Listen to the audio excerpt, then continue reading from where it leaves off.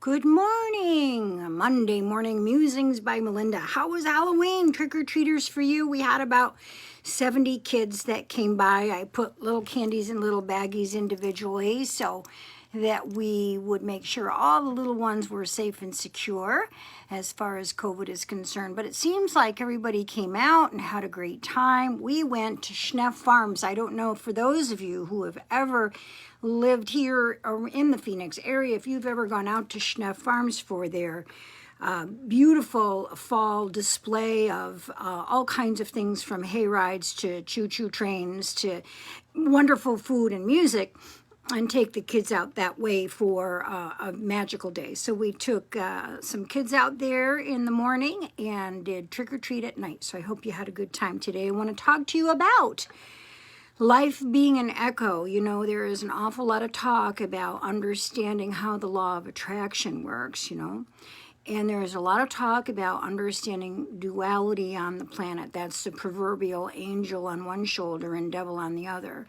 meaning that, we have a lot of oppositions on third dimensional frequency, which is the earth, and good and evil and so on. But what if the law of attraction was more like an echo? Like when you shout out to a canyon and you're saying, hello, hello, hello, hello, hello, and that everything that you put out from your own vibration, from your own energy field, echoes out into the universe and eventually comes back to you. It's a different way of looking at duality because it's more like separation from yourself that you don't even know that is happening. You're actually separated from your soul and the essence of who you are when you're in ego, when you're filled with emotions that are anchoring emotions, anger or fear or jealousy or agitation or aggravation, whatever that negative emotion might be that's anchoring you. Even grief is an anchoring emotion. I have a lot of people who come to me and want to say, well, why doesn't my loved one talk to me? That hurts my feelings.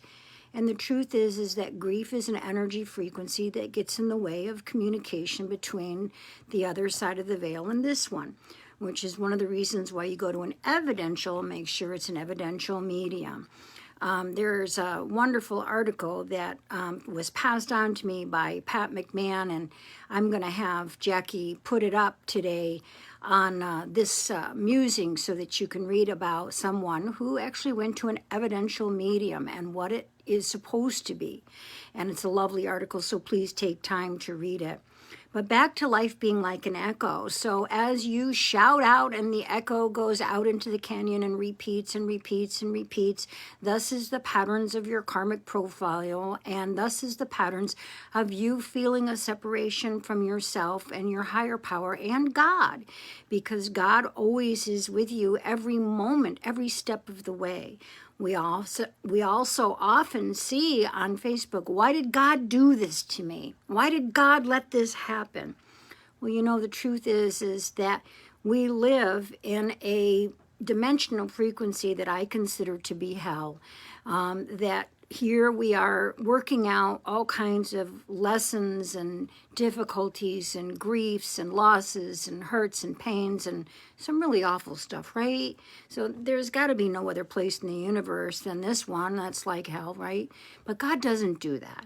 That's not what God does. God supports you, loves you, honors you, trusts you to be able to handle yourself. God is always there for you to rely on. You have to remember that and not shout out to the echo coming back to you, hello, hello, where are you? But rather have that full knowledge without the shout out.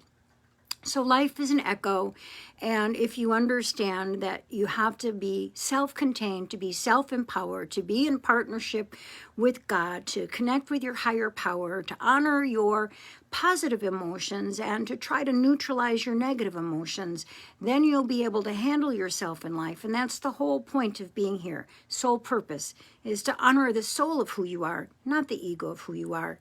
I hope you have a fantastic week. This is my most favorite time of year. I know a lot of people get very depressed at this time of year. I understand why. But, it is a time of year where we celebrate what we can. And, we've been through some real tough times together as a community, as you know, we continue to try to move forward and find answers so that we can come together instead of manifesting issues that keep us apart. Have a great day.